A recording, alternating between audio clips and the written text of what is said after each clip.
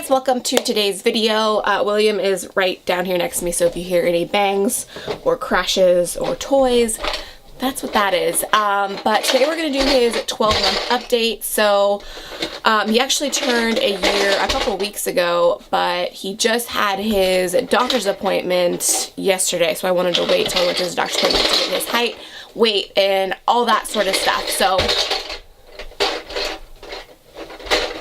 sorry.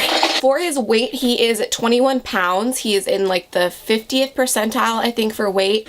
For height, he is 32 inches. He is in the 97th percentile for height. So he's super, super tall for his age. Head circumference, I think he's in like the 50th percentile. And then height to weight ratio, I think, is the 50th percentile too. Sorry, you can see it. A dog in the corner of my screen. So yeah, he's pretty normal all throughout there except for height. He's like super, super tall, but he was really tall when he was born. He was 22 inches when he was born. So he is a tall baby. I have all the notes on my phone, so if you see me looking down, that's what I'm doing. So currently he is in a 12-month close, but I think I am about to move him up to 18 months. Things are just getting a little bit too short on him, a little bit too tight. So in the next week or so, I'm going to change him up to 18-month stuff. I just ordered a bunch of stuff off Carter's.com, all 18-month stuff, everything for like winter and fall that he needs. And then he got a lot of stuff for his birthday. So I'm planning on filming a haul, so make sure you subscribe so you don't miss that. But yeah, he'll be an 18-month close here in the next couple of weeks. As far as food, formula, all that stuff goes, so he is still on formula. This morning was the first morning I actually tried to give him whole milk. He wasn't feeling it, so I mixed it in with his formula. So we are working on getting him totally off of formula. I was hoping he would just let me do it like cold turkey and switch him over, but he's not gonna let me. So this morning we did half and half, and then probably all of today I'll probably do half and half, and then maybe tomorrow I'll try it again. I don't really know.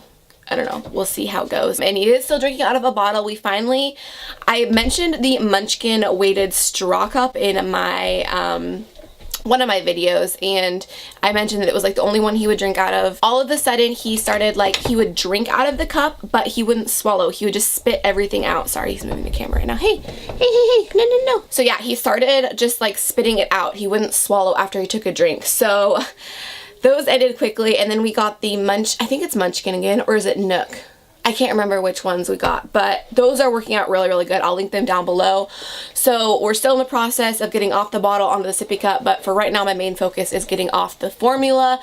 So I think this week we're just going to focus on getting off formula. Next week we'll focus on the sippy cup and go from there. But he is totally eating 100% table foods. He pretty much eats anything I put in front of him, which is great. I actually just filmed a what my 12-month-old eats a day. If you want to check that video out, I will link it down below, but he is a great little table food eater. It is so he's so cute. It is so cute to watch him eat table food. He's just a great little eater, so that makes it super, super easy. As far as sleep goes, we went through a phase where he was not sleeping very good. He used to be a great sleeper, and then all of a sudden he was up like all the time throughout the night, and I think it was a tooth was coming through. It was like super, super swollen, his gums, so I'm pretty sure that's what it was. And now that that tooth has poked through, we're back to him sleeping great. He sleeps through the night, goes down at between 7 and 7:30, and then he'll sleep until 6:30 or 7 the next morning. And then naps, he's still doing 2 naps a day. I don't see an end in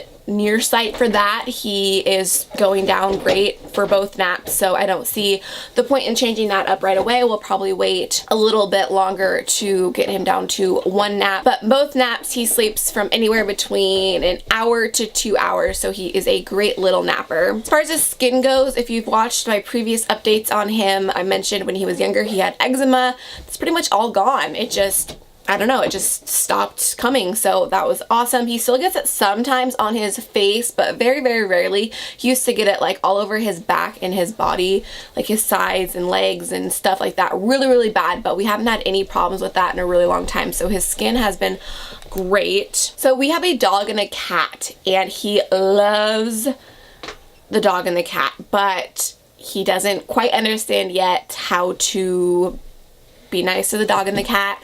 So he likes to pull ears, pull hair, pull tail, especially the tails.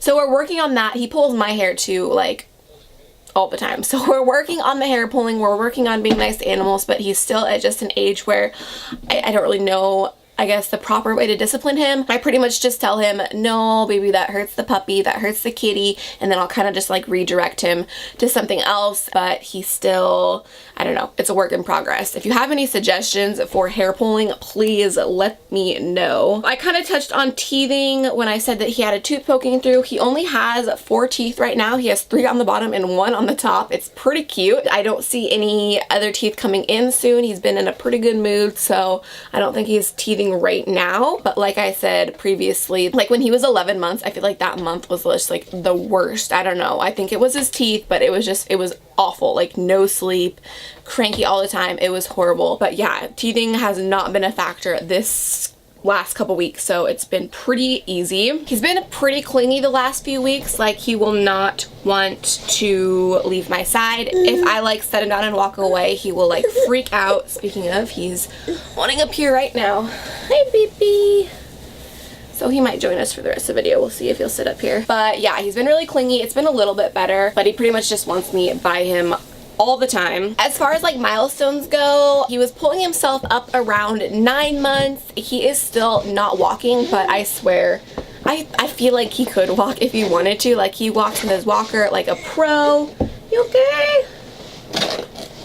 He walks like holding on to our hands like a pro. I don't know, I just think he gets scared. Like if he realizes that he's standing there and not holding on to anything, he like plops right onto his butt. He just like doesn't really know what to do with himself. So I think he's really close to walking. Diaper changes are a nightmare. He's gotten to the point where he just does not want to sit still ever.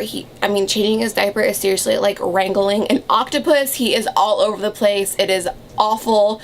If you have any tips on that, please leave them down below as well, but it's just not a fun thing right now. Pacifiers, we are still going strong with pacifiers. He honestly doesn't have it too much if he's not like sleeping. Sometimes I'll give it to him, you know, not during nap time, just while he's playing if he's like super fussy, and that kind of helps.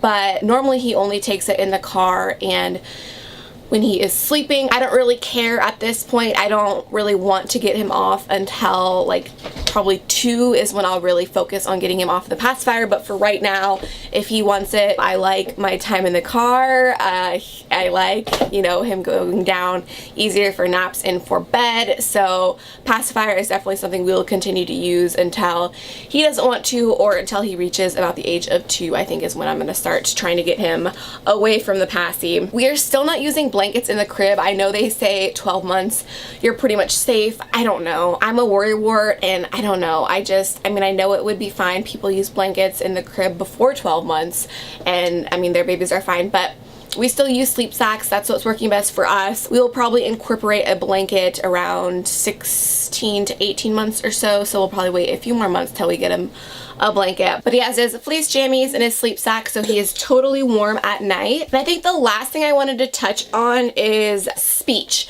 So we have heard him say mama, we've heard him say ba, baba, but it's not when he's like mimicking us. He won't mimic us. So, I mean, we've only heard him say those words, but he's just kind of like babbling. I don't think he really realizes, you know. So I don't know, we talked to the doctor about it yesterday and she wants to put him in speech therapy. A part of me thinks he's only at 12 months. That seems super soon to be doing speech therapy already. But then another part of me is like, his mind is like a sponge right now. Maybe the speech therapy will really help him. So I don't know, I'm kind of going back and forth on if we want to do it. Right now I think I'm leaning towards yes, but I mean, I'm not super concerned about it. I mean, if he was like 18 months then I might start getting concerned, but 12 months, I don't know. Let me know down below if you guys have had a child in speech therapy this young, your thoughts on it, your experience with it, or any of that. I would definitely love to know your thoughts on all that. But I think that's pretty much all I have to update you guys on.